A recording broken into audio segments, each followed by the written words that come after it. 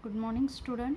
In the previous video we studied about set and representation of a set. There are two methods, roster method and set builder method and Venn diagram. Now today we will learn next point, intervals. See, first point, open interval. Let AB belongs to R and A is strictly less than B, then the set X such that X belongs to R, X lies between A to B is called open interval and it is denoted by round bracket A comma B.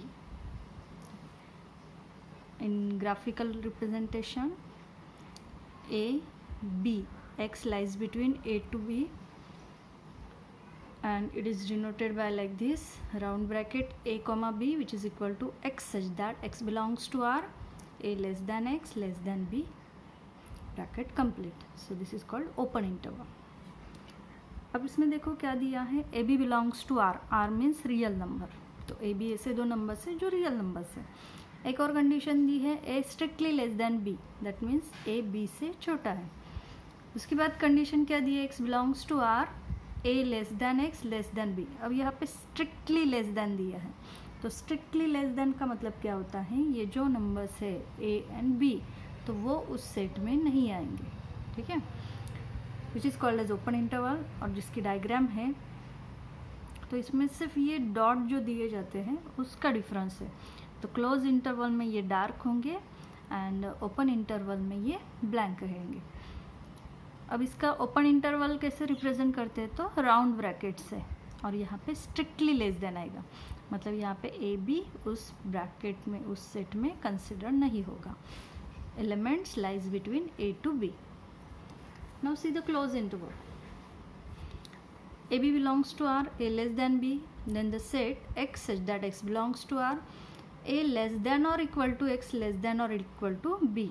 अब इसमें क्या था, strictly less than था, इसमें less than और equal to है. तो इसका मतलब क्या है, ये जो सेट है इसमें ए एंड बी ये नंबर्स भी कंसिडर होंगे. Is called close interval and it is denoted by like this square bracket. A B lies between square bracket. Diagram भी देखो सेम वैसे ही है, यहाँ पे सिर्फ डॉट जो दिए थे पहले डायग्राम में वो ब्लैंक थे और इसमें डार्क है. Close interval denoted by square bracket. X such that X belongs to R and X lies between A to B, less than or equal to, और यहाँ पे भी less than or equal to. Now semi close. Semi close मतलब एक तरफ close होगा एक तरफ ओपन होगा. तो देखो लेफ्ट की तरफ अगर क्लोज ब्रैकेट है तो स्क्वायर ब्रैकेट आएगा और राइट की तरफ ओपन है तो राउंड ब्रैकेट आएगा. डॉट भी वैसे ही है, लेफ्ट की तरफ डार्क है राइट की तरफ blank. X such that X belongs to R. अब जिस तरफ क्लोज ब्रैकेट है वहाँ पे लेस देन और इक्वल टू का सिंबल आएगा, जिस तरफ ओपन है वहाँ पे स्ट्रिक्टली लेस देन आएगा. तो विच इज़ कॉल्ड है सेमी क्लोज इंटरवल. वैसे ही होगा semi open interval. Semi open interval में लेफ्ट की तरफ राउंड ब्रैकेट एंड राइट की तरफ स्क्वायर ब्रैकेट, मतलब ये सेमी ओपन है. तो यहाँ पे भी डॉट में देखो ये ब्लैंक है तो ये डार्क है. X belongs to R, A strictly less than X less than और इक्वल टू बी. तो जिस तरफ राउंड ब्रैकेट है वहाँ पे स्ट्रिक्टली लेस देन आएगा, जिस तरफ स्क्वायर ब्रैकेट है वहाँ पे लेस देन और इक्वल टू आएगा. This is called semi open interval. These are the types of intervals. Now next point, number of elements of a set. The number of distinct elements contained in a finite set A is denoted by n of A. तो जो भी set होगा उस set में जितने भी elements है वो काउंट करना है, which is called as number of elements, which is denoted by n of A. For example, if set A is given, these are the numbers in set A, so n of A, that means number of A क्या होगा, तो कितने elements है, 1 2 3 4 5, so n of A equal to 5. How many elements in that set, which is called as number of elements of a set. Next, types of sets. See, first type, empty set or null set. A set containing no element is called an empty or a null set. No element, इस set में अगर element ही नहीं है, element missing है उसमें, which is called as empty set. empty मतलब क्या होता है, खाली. तो यहाँ पे खाली सेट है, तो उसी को ही नल सेट भी कहा जाता है. नल मीन्स कुछ भी नंबर्स नहीं है उसमें, which is called as null set or empty set, and it is denoted by phi. This is the notation of phi, or like this is called as empty set or null set. Second type, singleton set. Singleton, अब name देखिए आपको पता चल जाएगा. देखो इसमें क्या, sorry, for example लिखो a x such that x belongs to n and x lies between 1 to 2. We know that capital N means natural numbers. x belongs to n मतलब यहाँ पे x जो कंसिडर किया जाएगा वो सभी नेचुरल नंबर्स है. आगे क्या दिया है, x लाइज बिटवीन 1 to 2. अब 1 to 2 के बीच में कोई नंबर्स है क्या, तो है, बहुत सारे नंबर है. 0.1, 1.1, 1.2, 1.3. ठीक है, तो वो नंबर्स आते हैं 1 और 2 के बीच में. लेकिन यहाँ पे हमें क्या चाहिए, नेचुरल नंबर्स चाहिए. तो 1 and 2 के बीच में कोई नेचुरल नंबर्स आता है क्या, तो नहीं, ये कंटिन्यूस नंबर आते हैं. 1 के बाद तुरंत 2 आता है, 2 के बाद 3 आता है. तो 1 and 2 के बीच में कोई नेचुरल नंबर नहीं है, तो यहाँ पे आंसर आपका आएगा null set. So here A equal to empty set which is denoted by phi, null set और empty set. Second, singleton set. अब नेम देख के आपको पता चलता है सिंगल नंबर जिसमें होगा विच is called a singleton set. A set containing only one element is called a singleton set. जिस सेट में सिर्फ एक ही नंबर से एक ही एलिमेंट है उसे सिंगलटन सेट कहेंगे. For example B x belongs to z, z means integer. So x is an integer which are neither positive nor negative. तो ऐसा कौन सा इंटीजर है जो पॉजिटिव भी नहीं है और निगेटिव भी नहीं है, तो हमें पता है वो है 0. तो पूरे इंटीजर्स में सिर्फ एक ही एलिमेंट ऐसा है which is neither positive nor negative, which is 0. So here पूरे सेट में एक ही एलिमेंट है, so this is called as singleton set. Next, finite set. A set in which the process of counting of elements comes to an end. मतलब जब हम numbers elements count करते हैं तो उसका एंड भी आपको वहाँ पे पता है, उस नंबर्स का, उस सेट का एंड आपको पता है, which is called as a finite set. For example x such that x belongs to w, w means whole number, x is less than or equal to 8. ऐसे एलिमेंट जो 8 से less और equal to है. So whole number start from 0, 0, 1, 2, 3, 4 up to 8. तो यहाँ पे and का element हमें पता है जो कि 8 है, फाइनाइट है, काउंटेबल है, जिसे आप काउंट कर सकते हो, which is called as finite set. तो इसके अपोजिट होगा infinite set which is uncountable. A set which is not finite is called as infinite set. जो सेट फाइनाइट नहीं है, जिसका एंड पता नहीं है, which is called as infinite set. For example x such that x is the set of all odd numbers. तो सभी odd numbers का जो सेट है 1, 3, 5, 7, 9, these are the odd numbers and it goes to dash dash dash, that means it goes to infinity. तो यहाँ पे last number हमें पता नहीं है, it goes to infinity, which is called as infinite set. These numbers are uncountable, so it is called as infinite set. So these are the 4 types of set. See some more definitions in set. So first, equality of sets. तो किसी भी दो set को equal है ऐसा कब कहोगे, if two sets are set to be equal if they contains the same element. दोनों सेट में अगर सेम एलिमेंट्स है then we say that these two sets are equal set. For example x equal to A B and y equal to B A. See elements are same but arrangements are different. So here we say that x is equal to y. Elements वही है, बस arrangement अलग है. ठीक है, तो ये दोनों सेट इक्वल है. नेक्स्ट है subset.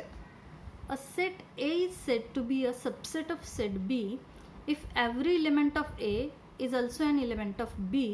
We write it as A subset of B. क्या बोलते हैं इसे, उपसंच.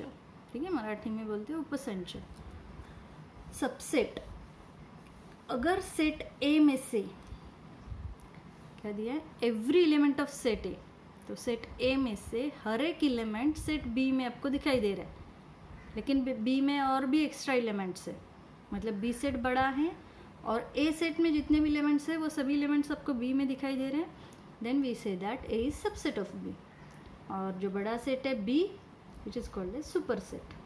तो सुपर सेट में क्या दिया है देखो, if A is subset of B then B is called a super set of A.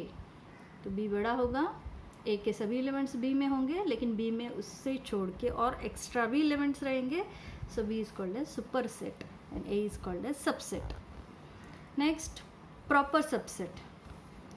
A non-empty set A is said to be a proper subset of set B if all elements of set A are in set B and at least one element of B is not in A. ठीक है, subset की ही definition है, बस आपको क्या बताया है कि A में जितने एलिमेंट्स हैं वो सभी B में होने चाहिए, लेकिन B में एटलीस्ट एक एलिमेंट ऐसा होना चाहिए जो A में नहीं है, मतलब B में एक्स्ट्रा और भी एलिमेंट्स होने चाहिए। Then we say that here A is proper subset of B. Next है power set.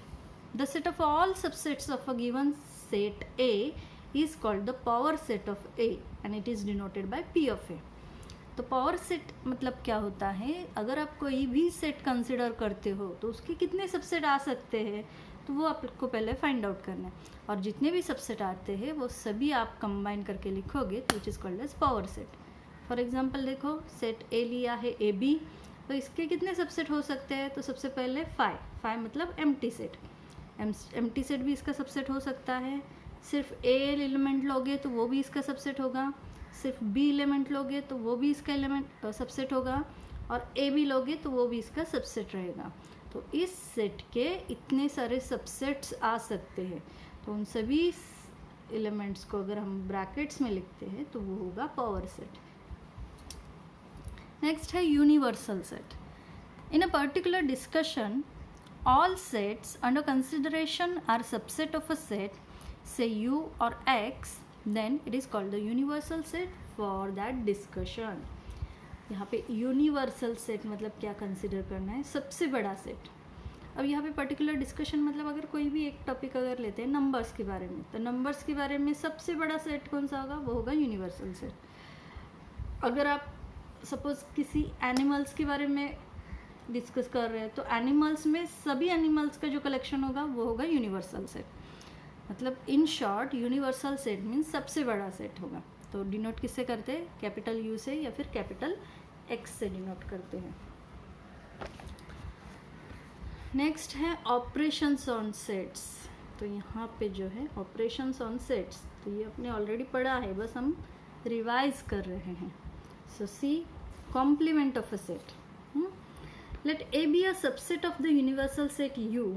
कोई भी एक सेट A लोगे जो कि यूनिवर्सल सेट U का सबसेट है, then the complement of the set A is the set of all elements in U which are not in A।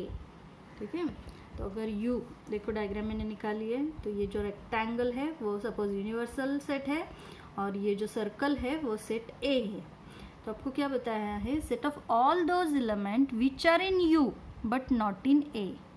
ऐसे एलिमेंट्स जो यूनिवर्सल सेट में है लेकिन यू में नहीं है, which is called as A dash. A dash means complement of a set. Complements denoted by A dash और ए रेज टू सी, इन दोनों टाइप से आप कॉम्प्लीमेंट डिनोट कर सकते हो, और जो शेडेड पोर्शन मैंने दिखाया है वो सब होगा कॉम्प्लीमेंट ऑफ ए।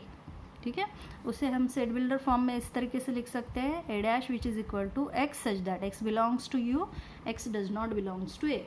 इसका मतलब क्या है, ऐसे एलिमेंट्स जो यूनिवर्सल सेट यू में है लेकिन ए में नहीं है, which is called as complement of A. तो ये जो शेडेड पोर्शन है वो होगा complement of A. Next, union of sets. Union of sets. Union of set A and B is the set of all elements which are in A or in B. It is denoted by A union B. Here or word is most important word. ऐसे एलिमेंट्स जो A में है और B में है, तो देखो सेम रेक्टेंगल है जो यूनिवर्सल सेट है, फर्स्ट सर्कल सेट A है, सेकेंड सर्कल सेट B है। Those elements which are in A और इन B, A में भी है और B में भी है, तो ऐसे एलिमेंट्स मतलब दोनों में जितने एलिमेंट्स होंगे वो सभी एलिमेंट्स ए यूनियन बी में आएंगे। तो यूनियन में मतलब क्या है, set of all those element which are in A or in B, or word important है। तो वो सेट बिल्डर फॉर्म में कैसे रहेगा, X such that X belongs to A or X belongs to be. दोनों में रहेंगे वो सभी एलिमेंट्स यूनियन में आएंगे। नेक्स्ट है A intersection B. The intersection of two sets A and B is the set of all elements which are both in A and in B. Here and word is most important word. ऐसे एलिमेंट्स जो A में है and B में है, इसका मतलब दोनों में कॉमन एलिमेंट्स जितने हैं वो सभी एलिमेंट्स इंटरसेक्शन में आएंगे। See the diagram here. Rectangle is the universal set U. First circle is set A. Second circle is set B. Those elements which are in A and in B.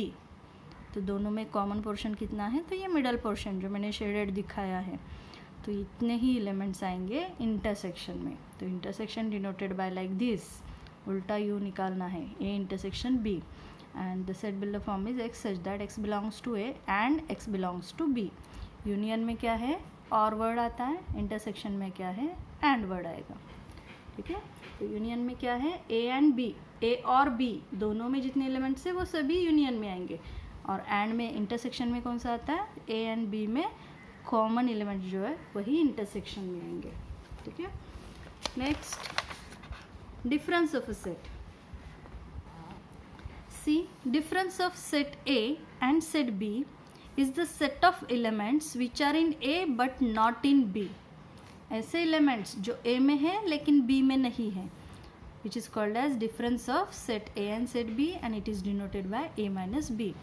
तो देखो, rectangle set U, set A, set B, those elements which are in A but not in B. ऐसे element जो A में है लेकिन B में नहीं है, तो कॉमन पोर्शन भी नहीं लिया है मैंने यहाँ पे, देखो। तो कॉमन पोर्शन छोड़ के इधर जो शेडेड पोर्शन दिखाया है वो है A माइनस बी। तो A माइनस बी क्या आएगा? X such that X belongs to A, X does not belongs to B. A में है लेकिन B में नहीं है। यही अगर उल्टा होता B माइनस A, तो B माइनस A क्या बन जाता? देखो, सो B माइनस A अगर हमें लिखना है तो ये क्या बन जाएगा? X such that X belongs to B and X does not belongs to A. Those elements which are in B but not in A. उल्टा हो जाएगा, फिर शेडेड पोर्शन इस तरफ आ जाएगा। ठीक है, तो A माइनस बी की तरह ही आप B माइनस ए भी सॉल्व कर सकते हैं। नेक्स्ट है कुछ प्रॉपर्टीज जो कि हमें एग्जाम्पल सॉल्व करना है। Distributive property, A intersection B union C। अगर ब्रैकेट के बाहर इंटरसेक्शन है और एक ही एलिमेंट से, तो हम क्या करेंगे? एक ब्रैकेट के दो ब्रैकेट बन जाएंगे। कैसे? जैसे हम ब्रैकेट के बाहर अगर कोई एलिमेंट्स दिया जाता है तो उसे हम मल्टीप्लाई करते हैं। फॉर एग्जांपल देखो, अगर यहाँ पे 2 है और ब्रैकेट में x प्लस वाई है, तो आप क्या करते हो? पहले x से 2 से x को मल्टीप्लाई करते हो, 2 इंटू एक्स प्लस 2 से y को मल्टीप्लाई करते हो, 2 इंटू वाई। तो सेम वैसे ही यहाँ पे है। तो A intersection B union C है, तो A इंटरसेक्शन B पहले ब्रैकेट में आएगा, ये मिडल का सिंबल यहाँ पे आएगा, और A इंटरसेक्शन C दूसरे ब्रैकेट में आएगा।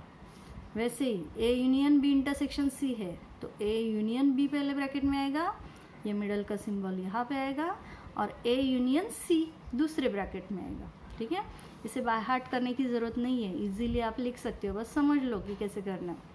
और डी मॉर्गन्स लॉ मतलब अगर ब्रैकेट का डैश है, मतलब ब्रैकेट का कॉम्प्लीमेंट फाइंड आउट करना है और उसे अगर हमें सेपरेट करना है ब्रैकेट निकाल के, तो वो दोनों का डैश बन जाएगा लेकिन यूनियन का इंटरसेक्शन बन जाएगा, इंटरसेक्शन का यूनियन बन जाएगा। This is the D Morgan's law, जो कि हमें एक्सरसाइज में एग्जाम्पल सॉल्व करने। ठीक है, तो इतना लिखो नोटबुक में, नेक्स्ट लेक्चर में हम एग्जाम्पल लिखेंगे। Thank you.